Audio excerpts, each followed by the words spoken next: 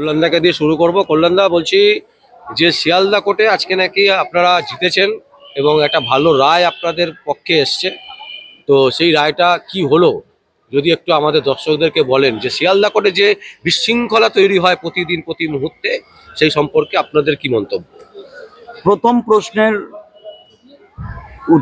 উত্তর দেওয়ার আগে আমরা press council of India, press council of state এবং সংবাদ আবির্ভাবকে ধন্যবাদ জ্ঞাপন করছি যে এই ধরনের প্রশ্ন করার জন্য। আজকে আমরা জানি যে আমরা কোন জায়গায় দাঁড়িয়ে আছি। সেই জায়গায় দাঁড়িয়ে থেকে law should be proper, not partial. আমরা একটা মামলা, যে মামলাটা হয়েছিল শিয়ালদা কোর্টে আপনার মামলা চলা অবস্থায় যে বিশৃঙ্খলা অবস্থা পৌঁছেছিল, সেটা আমরা তথ্য অলরেডি প্রডিউস করার পর আমাদের মহামান্য আদালত, হাইকোর্ট এবং অ্যাপেক্স কোর্ট সেখানে মান্যতা দেন। আজকে আপনারা একাধিক গণমাধ্যম অর্থাৎ বর্তমান, আনন্দবাজার সহ আমি প্রত্যেকটা পেপারেই আপনারা পাবেন, ইংলিশ নিউজ পেপারেও আপনারা পাবেন, কনক্লুসিভ ডকুমেন্টস আপনারা দিয়ে দেবো যে শিয়ালদা কোর্টে আমরা যেখানে মামলা করে এসছি কিভাবে টাকা ছাপানোর মেশিন, আর তার সঙ্গে রাজ্য পুলিশ প্রশাসন যে সুন্দরভাবে তৎপরতায় কাজকর্ম করে চলেছেন, বাংলার মেরুদণ্ডকে সোজা রেখে ওনারা বায়াস নন, তার জন্যে নাকা চেকিং চালু হয়েছে। নাকা চেকিং চালু হওয়া দরকার ছিল। আমরা ধন্যবাদ জ্ঞাপন করব রাজ্য প্রশাসন, মিডিয়া, অ্যাডমিনিস্ট্রেটিভ, লেজিসলেটিভ সবাইকে। এবং একটার সঙ্গে একটা কানেকশন, কোরিলেশন কিভাবে হলো আপনারা জানেন যে পূর্ব বর্ধমান জেলা একটা সময় ছিল, আপনারা ভালো করে জানেন যে সিপিএম এর বড় ঘাঁটি। আমার শিক্ষকরা প্রবীণ এবং তারা বিভিন্ন রাজনৈতিক দলের, বিকাশ রঞ্জন ভট্টাচার্য স্যার আমার শিক্ষাগুরু, সবাই আমার শিক্ষাগুরু, সব্যসাচী দা আমার শিক্ষাগুরু, মলয় ঘটক স্যার আমার শিক্ষাগুরু। শিক্ষাগুরুরা কখনো আমাকে ব্যাক ফুটে বেরিয়ে আসতে বলেনি, তাই আমি স্টেডিলি মামলা করেছি। মামলা করার পর আমি অ্যাসেন্ট করা পর্যন্ত দাঁড়িয়েছিলাম যে কি অর্ডার দিচ্ছে আমার senior counsel Satyabrata sir, Satyabrata Sinha Roy, Satyajit Sinha Roy উপস্থিত ছিলেন এবং 45 মিনিট ধরে এই আমাদের ঘোড়াটোপে দাঁড়িয়ে থেকে আমরা কিন্তু পরপর লড়াই চালাই এবং রাজ্য পুলিশ প্রশাসনের তৎপরতায় আমরা কিন্তু সেফ কাস্টাডিতে নিজেরা বেরিয়ে আসতে পারি। তার জন্য ধন্যবাদ জ্ঞাপন করব। আজকে আমরা বলি পূর্ব বর্ধমান জেলা যেখানে নাকা চেকিং চলছে, আজকে সেই নাকা চেকিং এ ধরা পড়েছে কি সাইবার ফ্রডের সমস্ত মালপত্র। এবং আপনারা বর্তমান পেপারে দেখুন, আনন্দবাজারে দেখুন, সমস্ত গণশক্তিতে দেখুন, সমস্ত পেপারে দিয়ে দিয়েছে। আর আপনারা ভালো করে দেখুন শিয়ালদা কোর্টের আমরা যে মামলাটা করে এসেছিলাম, সে মামলার ব্যাপারে কি মামলার অর্ডার এসছে। আমি আপনাকে একটা কথা বলি, law should be proper, not partial. আমাদেরকে যারা আইন শেখাতে চেয়েছে, যারা জানাতে চেয়েছে, চিবিয়ে খাওয়ার ব্যবস্থা করেছে, সমাজ সংস্কারক কারা?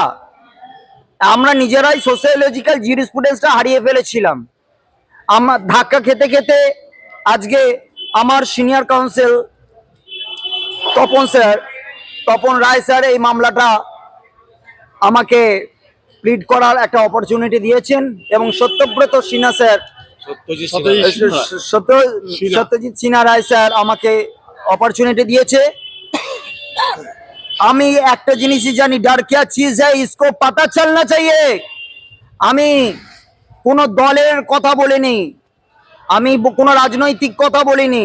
আমার এখানে লিগ্যাল ফ্র্যাটার্নিটি, আমি কোনো ব্যক্তিকে আক্রমণ করার চেষ্টা করিনি, জাতি ধর্ম বর্ণ নির্বিশেষে। আমরা শেষকালে একটা লেম্যান, শেষকালে আজকে আমরা সংবাদ মাধ্যম আক্রান্ত, জুডিশিয়ারি।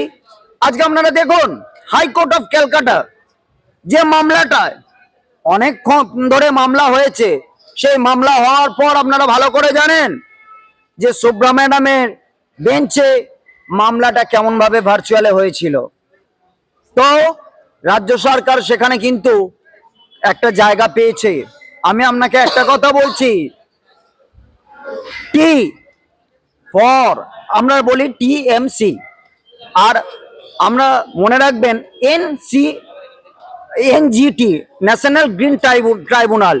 আমি বলছি N for nation, nation, G for green, আর এস ফর টি ফর, আমরা সবাই এক একজনে এক এক রকম বক্তব্য দেয়। আমি বলছি টি ফর ট্যালেন্ট।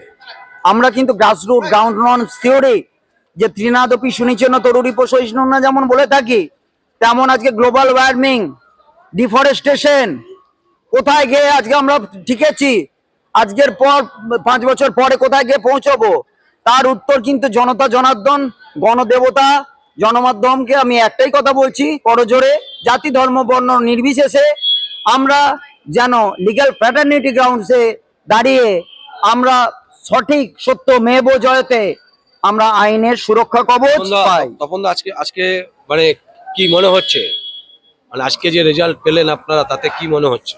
দেখুন, অ্যাকচুয়ালি ঘটনা হচ্ছে যে কল্যাণময় আমার এল্ডার ব্রাদার, সিনিয়র, আমার জুনিয়র ভাই, আমার এল্ডার ব্রাদার সত্যজিৎ সিনহা রায় আমার সিনিয়র।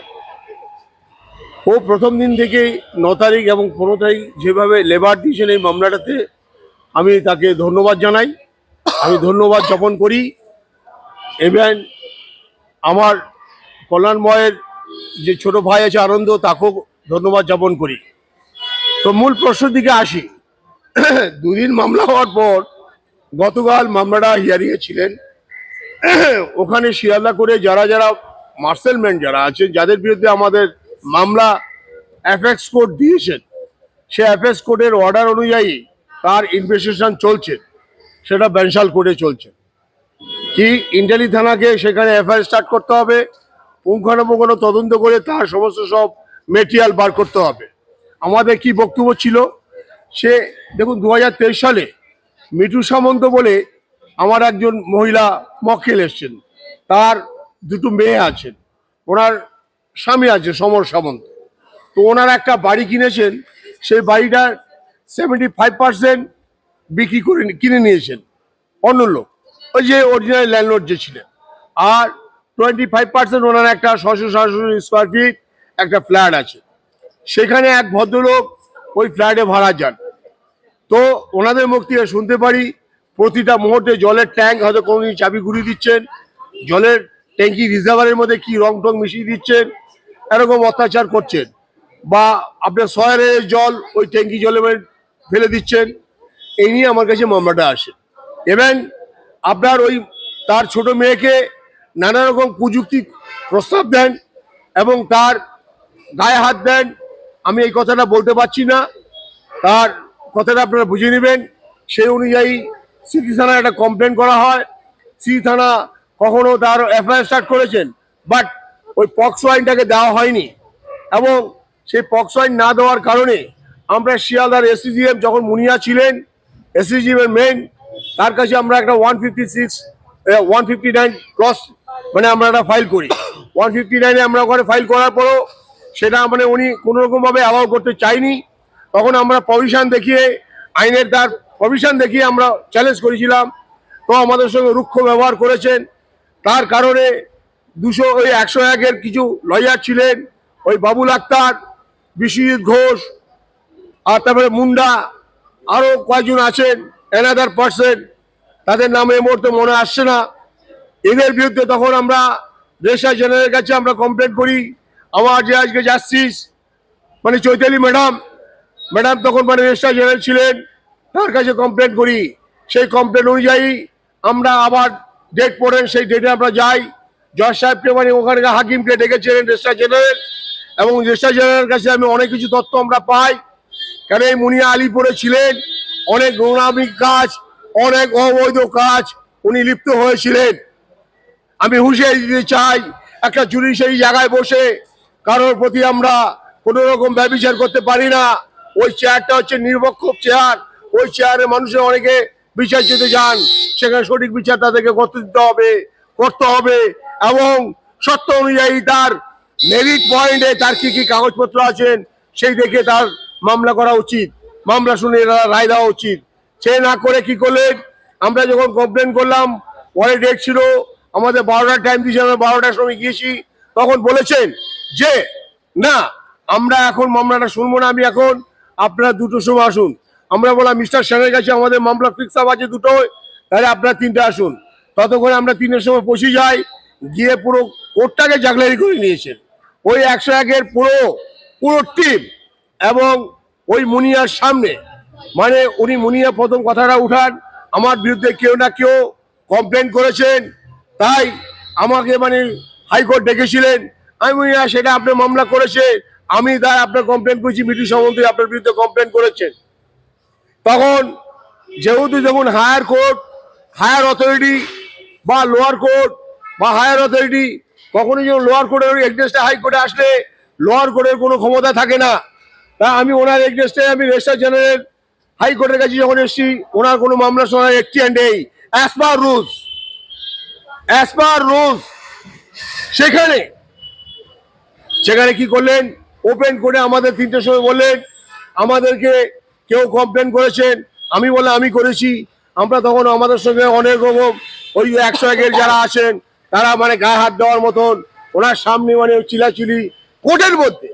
সবচেয়ে বড় দুঃখজনক জিনিস, এরা সারা পশ্চিমবাংলার মানুষকে, প্রত্যেকটি লয়ারকে আমি এই বার্তা দিতে চাই, আজকে হাইকোর্ট থেকে কোনো লয়ার যদি লোয়ার কোর্টে যায়, তারা ঠিকঠাক করে মামলা করতে দেন না, তারা জাগলারি করেন। আজকে কল্যাণময় গেছিলেন, কল্যাণময়কে মানে এরকম হ্যাকেল করেছেন, ওকে অ্যাসাল্ট করতে চেয়েছিলেন, নানা রকম দিক থেকে ওকে মানে কম্বার্ট করেছেন। আমার সিনিয়র গেছেন, পুরো চুপ হয়ে গেছেন, রাজ্যের পুলিশও ওখানে ছিলেন, তাই ওরা কিছু করতে পারেনি, বাড়াবাড়ি করতে পারেনি। আজকে আমি বলবো, তখন আমি বললাম ওই মামলাটা তখন 3 নম্বর কোর্টে ট্রান্সফার করে দেন। সেখানে 3 নম্বর কোর্ট সঙ্গে সঙ্গে 156 159টাকে অ্যালাউ করে আমরা যা যা চেয়েছি বক্স সমস্ত সব দিল, সেকশন 8 এবং 7। তারপরের দিন 164 হয়েছেন, মেয়েরও হয়েছেন, মায়ের হয়েছেন, একটি মানে অ্যাডাল্ট মেয়েরও হয়েছেন, নাবালক মেয়েরও হয়েছেন এবং অ্যাডাল্ট মেয়েরও হয়েছেন, তার মায়েরও হয়েছেন, এবং টোটালটাই ভিডিও রেকর্ডিং হয়েছেন টোটাল। এবং সেই নিয়ে আমাদের মামলা এখনো চলছেন। এবং আমরা চিত্তরঞ্জন ঘোষ জাস্টিসের কাছে আমরা একটা মামলা করি আবার। সেই মামলাতে উনি তখন মানে বলেছিলেন যে উনি মিঠু সামন্ত তখন হাইকোর্টে আসেন একটা মামলা করেন, মিঠু সামন্ত একটা মামলা করেন, এমনই প্রেশার দিয়েছেন ওই সিদ্ধি থানার ওসি মিস্টার ঘোষ, আগে ছিল অনিমেষ হাওলাদার, তারা এই পক্ষ মামলার আসামি, তারা আরো 4 জন, সেকেন্ড অফিসার, একজন ইন্সপেক্টর এবং একজন আইও এবং ওসি অনিমেষ হাওলাদার ছিলেন, তারা এর মধ্যে ইনভলভ। তারা ওই প্রমোটার সঙ্গে বাস হয়ে টাকা খেয়ে এই পক্ষটা দেয়নি, তাই ওই মহিলাকে ওই ওসি যখন মানে এখানে ট্রান্সফার হয়ে অন্য জায়গায় চলে যান, আবার পরবর্তীকালে মিস্টার ঘোষ বলে ওসি সিদ্ধি থানা আসেন, সেই ঘোষ তাকে ডেকে মহিলাকে এমন বকাঝকা করেছেন, এমনই একটা গৃহবধূ, সে একটা শান্ত পরিবারের মেয়ে, সেই মেয়েটাকে এমন অত্যাচার কথাবার্তা করেছেন, সে পোশাক করে দিয়েছেন, আমরা খবর পেয়েছি। আজকে সেই নিয়ে আমরা তখন পরিস্থিতি এখন কি অবস্থা, এখন সেই অবস্থা কি হয়েছে, শিয়ালদা কোর্ট সেই মামলা মানে তার রায় দিয়েছেন। এবং আমরা যখন মানে তীর্থঙ্কর ঘোষ আমাদের অর্ডার দিয়েছেন, একটা ইনভেস্টিগেশন চলছেন ব্যারিসাল কোর্টে, সেই অবস্থাতেই শিয়ালদা কোর্টে যারা আসামি তারা একটা সি কেস করে, এখন দেখুন আগে বিএনএস অনুযায়ী, আগে সিআরপিসি অনুযায়ী অন্যরকম ছিলেন, বিএনএস অনুযায়ী মানে আপনি সি কেস করলে কোনো বেল ফেল নিতে হবে না, তার তদন্ত চলবে, সে তার বক্তব্য বলার সুযোগ পাবে, তার কাউন্টার কিছু কমপ্লেন জমা করতে পারে, সবকিছু জমা দিলাম। অ্যাপেক্স কোর্ট যখন আজকে তাই হয়েছে, আজকে 5টা পেপারে ওই ব্যাপার নিয়ে, শিয়ালদার ঘটনা নিয়ে তার প্রেস হয়েছেন এবং আপনার চ্যানেলে প্রেস হচ্ছেন, পেপারে বেরিয়েছেন, এবং 50 লক্ষ টাকা কস এই আইনের সুপ্রিম কোর্টে কতগুলি গাইডলাইন আছেন, আমরা সেটা পেয়ারও করেছি। আজকে সেই মামলায় আজকে বলেছেন লোয়ার কোর্টে জাজ যে অ্যারেস্ট কোর্ট যখন অর্ডার দিয়েছেন সেটা লোয়ার কোর্ট কখনো মানে সেটাকে করতে পারেন না। তাই এই বলে মামলা মানে ডিসমিস করছি। আমরা এটা শুনেছি কল্যাণময়ের কাছ থেকে, তার অর্ডার আমরা রাত্রেবেলায় পাবো। এবং আমাদের সামনে আমার সিনিয়র সতেরো সিনহাকে বলেছিলেন আমি অর্ডারটাকে রিজার্ভ করলাম, আমরা পরবর্তীকালে এই অর্ডারের ডেট একটা দিয়েছিলেন। তারপরে আমার যে কলিগ, আমার যে ছোট ভাইয়ের মতন কল্যাণ, সেখানে গিয়ে বলছেন আজকে একটা অর্ডার পাস করছেন, সেটা ওনার মুখ থেকে আপনারা শুনুন, ভালো হবে। আমাকে প্রথম থেকে রেস্ট্রেন্ট করা হয়েছিল শিয়ালদা কোর্টে। শিয়ালদা কোর্টে রেস্ট্রেন্ট করা হয়েছে। আমি যখন একটা পিটিশন দিই, পিটিশনের টাইম ওভার হয়ে গেছে, আমি একটা সাবমিশন দেবো অ্যাডমিসেবল কন্টেন্ট, তো সেই কন্টেন্টে আমি যদি প্রপার ডেকোরামে না থাকি আমাকে ডায়ার কনসিকুয়েন্সে মারার জন্য অনেক চিন্তা ভাবনা করেছে। কিন্তু পুলিশ প্রশাসন, এবং আমি একটা কথা বলছি, এটা কিন্তু খুব ভালোভাবে মনে রাখবেন যে law should be proper not partial, এটা প্রমাণ হয়ে গেল। আবার কেন না, অ্যাপেক্স কোর্ট যখন মামলাটা চলে, মামলা চলাকালীন পরবর্তীকালে আমাদেরকে যখন বাই ক্রোইসিন তারা চেষ্টা করেছিল যে এটাকে টাইম ওভার করে দেওয়া, এবং আমাকে দিয়ে ডিকটেশনও মেনশন করা হয় যে 3টের মধ্যে আমাকে অ্যাপিয়ার যদি না হয় তাহলে ওনার এগেস্টে, আই মিন তপন বাবুর এগেস্টে কিন্তু স্টেপস নিতে। আমি সেটাও কিন্তু মেনশন করেছিলাম। মেনশন করার পর উত্তর তো দিতে পারেননি, কেননা ওনারা বুঝতে পেরেছেন যে জ্বলন্ত আগুনে জ্বলছে সীতা দাউ দাউ করে, আর কলির রামচন্দ্র বলছে তাড়াতাড়ি পেট্রোল ঢালো রে। দেখুন, দেখান সপরিবারে দেখার মতন সামাজিক যাত্রাপালা, জ্বলন্ত আগুনে জ্বলছে সীতা। এখনকার কলির রামচন্দ্ররা রয়েছেন না। আপনাকে একটা কথা বলি, আইনকে নিয়ে খেলা করবেন না, আইনজীবীদের নিয়ে খেলা করবেন না। আপনি ল ডিগ্রিটা ডিস্টেন্স থেকে কিনে এনেছেন না এপারে ওপার থেকে কিনে এনেছেন, চিন্তা করতে হবে না। আপনাকে একটা কথা বলছি, একটা উইলফুলি রেস্ট্রেন্ট, আপনাকে এখানে একটা কথা মেনশন করে বলে দিচ্ছি যে আইনজীবীর নামে বলা হয়েছে দ্যাট টাইম ওটা ভ্যাকেশনে ছিল। আমার প্রশ্ন ছিল একটাই, আমি annexure with abbreviation sign of সিসে মেনশন করেছি যে ভ্যাকেশন বেঞ্চে একজন লার্নেড কাউন্সিলকে কিভাবে 101 নম্বর রুমে, তাহলে আমাকে প্রশ্নটা তো উত্তর বেরিয়ে আসছে। A man may lie, documents never becomes lie. Afzauddin Ansari versus state of West Bengal, AIR 1998। তাহলে সাসপিসিয়াস অন ডায়ার কনসিকুয়েন্স আপনি ভালো করে পড়ে দেখতে বলুন তাদেরকে, ওনারা মেন্টালি প্রিপারেশন নিয়ে থাকুন। আমাকে রেস্ট্রেন্ট করে রাখা হয়েছে, আমি শারীরিক প্রতিবন্ধকতা রয়েছে, কিন্তু আমি ব্রিফ ছাড়িনি। কেননা ওনাদের 101 নম্বর রুমে আমাকে, একটা মানুষকে যে প্রতিবন্ধকতা, এক কাপ চা খেলে আমরা ন্যাচারালি যে কোনো কোর্টে হোক, হাইকোর্ট হোক, সাব ডিভিশন কোর্ট হোক অথবা ডিস্ট্রিক্ট কোর্ট হোক, সেই কোর্টে চুপটি করে বাইরে দাঁড়িয়ে থেকে তাকে উত্তর দিতে হয়। আমার বডিগার্ড, পার্সোনাল সিকিউরিটিকেও দাঁড়িয়ে থাকতে হয়। Non cooperation, professional misconduct, wilfully harassment and restraint, তাদেরকে উত্তর দিতে হবে। অ্যাপেক্স কোর্ট সেই টাইমে আপনাকে জোর গলায় বলছি, এটা মিডিয়া ভাইদের জন্যও বলছি, সোসাইটির জন্যও বলছি, যে সোশিওলজিক্যাল জিউরিসপ্রুডেন্সটা পড়ে দেখো আমার ভুয়ো ডিগ্রি কিনা, আর তাদের ডিগ্রিটা বার করে ছাড়বো। শুধু পশ্চিমবঙ্গ না, আমি বলছি গোটা ভারতবর্ষে আজ পর্যন্ত 39,000 ছাত্রছাত্রী যারা এনকামবেল্ড এখনো পর্যন্ত হয়তো ACJM বা সিভিল সাব জাজ আছে, এই মালটার কাছে পড়েছে, অর্থাৎ অ্যাডভোকেট কল্যাণময় রায়। আমি এখনো পর্যন্ত জোর গলায় কথা বলি, তার কারণ কি, আমাকে সব দিকে ডায়ার কনসিকুয়েন্সে আচ্ছা, লাস্ট রেজাল্ট কি হলো? আলটিমেটাম রেজাল্ট তো হয়ে গেছে। আপনি মনে রাখবেন, গণদেবতা, সবার উপরে গণদেবতা আছে, গণদেবতা তার উত্তর দেবে, এবং মহামান্য আদালত অর্থাৎ high court of Calcutta supreme court যেই বিচারাধীন মামলার ব্যাপারে আমরা একটা কথা আমরা কখনো অ্যাডভান্স বলতে পারি না, না, কিন্তু শিয়ালদার ব্যাপারটা, শিয়ালদার। এই শিয়ালদার মামলাটাতে যে ওনারা কাস্টাডি হবে এবং 50 লক্ষ টাকা পেনাল্টি চার্জ হবে, সেটা আপনার কনক্লুসিভ ডকুমেন্টস। আমি শুধু মিডিয়ার কাছে হাইলাইট করার জন্য বলিনি, আজকে এখানে প্রমাণ দিয়ে দিয়েছে এবং এরপরে আরো প্রমাণ থাকবে। প্রমাণ এভিডেন্স যা যা চেয়েছে ওনারা স্টাবলিশ করুন। এখন ওনারা কিন্তু বুঝতে পেরেছেন যে ডাল মে কুছ কালা হ্যায়, ডাল মে পুরা কালা হ্যায়। পুরাই কালা আছে। তো অ্যাকচুয়ালি ঘটনা হচ্ছে কালো জামার জার্সি টেনে ছিঁড়ে দেওয়া হচ্ছে। একটা ঘটনা বিড়ির ছাকা বলছি, দেয়। সেটা হচ্ছে দেখুন, এই বিটু সামন্ত মামলাটা তখন হাইকোর্টে, যখন বিটু সামন্ত আবার যখন মামলাটা করতে আসলেন, তখন মামলাটা মানে কোনো রকম ভাবে ধামাচাপা পড়ে যান।